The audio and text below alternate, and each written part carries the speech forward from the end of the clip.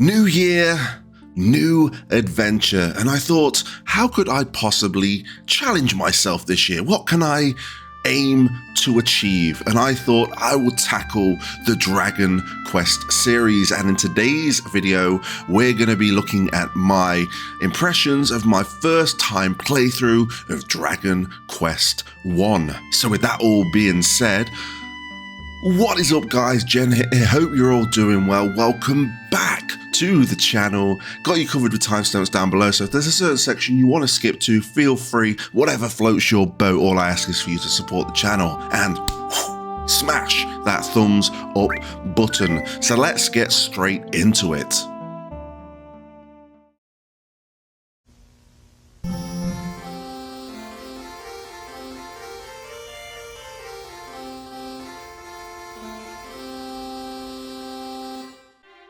Let's start this off with a brief background of my experience with the Dragon Quest series, because I think it will be important why we go through these games. So my first Dragon Quest game was Dragon Quest 8. I seen it at Blockbusters, I seen the Square logo, I was a massive fan of Final Fantasy, so I thought, why not? Let's broaden the horizons. So I rented it, I loaded it, I played it, and I didn't like it. I know, I was very stubborn when I was young, and I was like, if it's not Final Fantasy, I don't want to play it.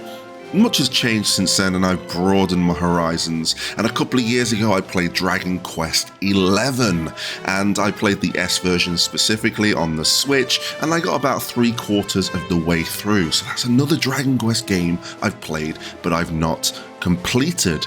Now, the other games I've played are the spin-offs. I played Dragon Quest Treasures 2 years ago, and I played Dragon Quest Monsters a year ago, and I thoroughly enjoyed those experiences.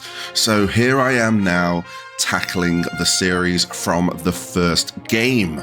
So let's set the story of Dragon Quest 1.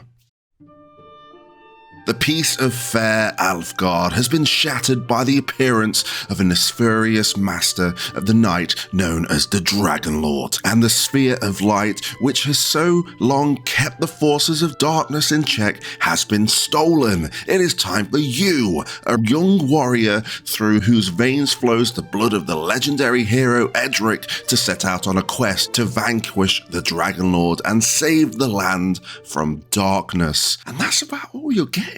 You are playing a nameless hero that you get to create, and you get to venture through this world, going from A to B to save the land from the Dragon Lord. The characters of Dragon Quest is very sparse, but there are a few faces you will come across, and nothing noteworthy. It's just your main character. You are you, and you are venturing through this world to save it, and you will be meeting many people along the way, and again, not very memorable people, but a few characters here and there that will point you in the right direction. The most unique thing that I came across while I was playing Dragon Quest was the fact that you could skip various things, even though the NPCs would point you in certain directions, like save the princess, collect this item. You could essentially skip all this and go straight to the end game boss, the Dragon Lord, and complete the game. But if you want the full experience, you want to listen to those NPCs, save the princess, collect the items, gain the experience, and smash through Dragon Lord's lair. Now, as you venture through Dragon Quest's world, you'll be coming across quite a few towns, quite a few dungeons, and quite a few these places will feel like dead ends at the time. And I really like this old school feel, which is ironic because it is an old school game. It's essentially like you go to NPCs, you talk to them, they give you little seeds of where to go. You go to that location, you get what you need, plus more information of where to go next. So it's a very A to B experience, much like, in my experience, Final Fantasy 1. And it can be quite tedious because you can get very lost. You can end up in a dungeon that, might be optional, and you don't know where to go and you don't know what to do. But essentially, talk to those NPCs and they will point you in the right direction. Their dialogue may change once you collect certain items, but you will start to get the flow of the world as you go around it.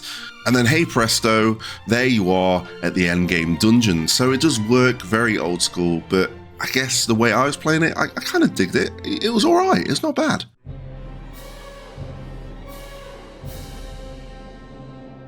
Now let's touch on Dragon Quest's combat, and with it being an older game, you expect not a lot here. So essentially you have attack, you can flee from battles, and you will learn spells as you level up. That's as simple as it is, but if you go into the wilderness without any kind of direction of where you want to go, you're going to get hammered straight away. You can go out the first town and die. It is that brutal. So, you know, bide your time, go into battles around the area you're at, maybe go to one enemy, go back to the inn. That's what I found myself doing. Going back to another enemy, going back to the inn, refreshing the HP, and then slowly leveling up, and then venturing out. That is the way I think Dragon Quest is presenting itself. It kind of gates you off areas straight off the bat, so you could go straight to Dragon Lord's castle and find your way there, but you're going to get your ass kicked through the monsters in each section of the map. So you can kind of get a vague direction of where you need to go because of the power of the enemies. So I really kind of like it, but at the same time, I did step into some uncharted territory and get my ass handed to me and get a game over. And essentially when you get a game over, it's not like go back to your load screen, you get thrown back at the town and you lose half of your money. So if you have been on quite the grind session, you know, you're going to be losing quite a lot and it can be frustrating, but the nature of this game, it kind of goes well together and I didn't have much of a problem with it. I did get sent back to some towns here and there, lost money, but at the end of the day, the money I was carrying was next to nothing, so it wasn't too much of a loss. So just get that confidence as you go through Dragon Quest and you will start smashing through the bosses, no problem. Another thing to note when it comes to the combat of Dragon Quest, you just have the single protagonist. You do not have a party of 4, a party of 3, or even a party of 2. It is just you, and it kind of adds to the story of you being that kind of lonesome warrior that's saving the land from the Dragon Lord, but also it is one of those things where you just have that one body in combat, so you need to consider yourself, heal yourself, you need to use your turn to be the healer, use your turn to be the DPS, use your turn to defend when you feel it is right, and there is a few decisions you need to make, but once you get all those spells, I don't think you'll have too much trouble, but it is definitely something to consider and kind of makes Dragon Quest 1 quite unique.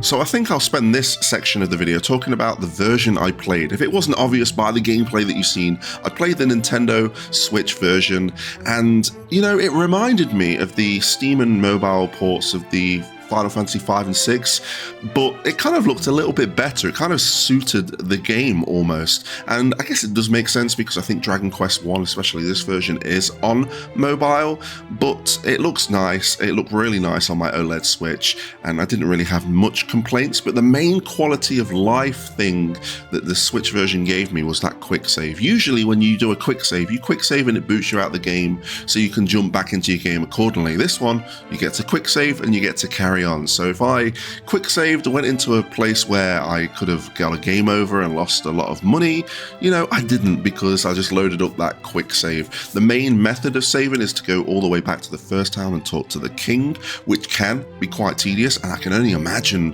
what the original players of Dragon Warrior had and the trials and tribulations they had to go through, and I'm very interested to hear those in the comment section below. But I think the Switch version is probably the go-to version, and I would like to know of people that have played Dragon Warrior on the NES, is it worth going back to that version, or is the Switch and mobile version the go-to? I do think so for my first experience, but I got nothing but good things to say about the Switch port. So let's finish off by talking about the music, and I am familiar with Dragon Quest music. I've listened to it in playlists. I've, you know, played Dragon Quest 11, so I know the Dragon Quest sound. I know that classic banging intro when you're about to go into an adventure with Dragon Quest, and this is really nice here.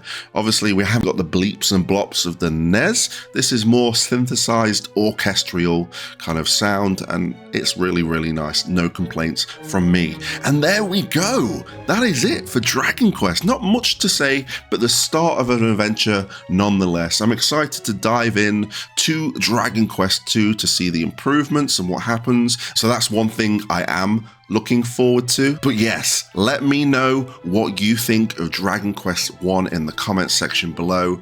If you like the content you are seeing, please consider hitting that subscribe button, hitting the notification bell, liking the video, getting involved in the comment section below. It helps me out a lot. And until next time, I'll catch you on the flip side.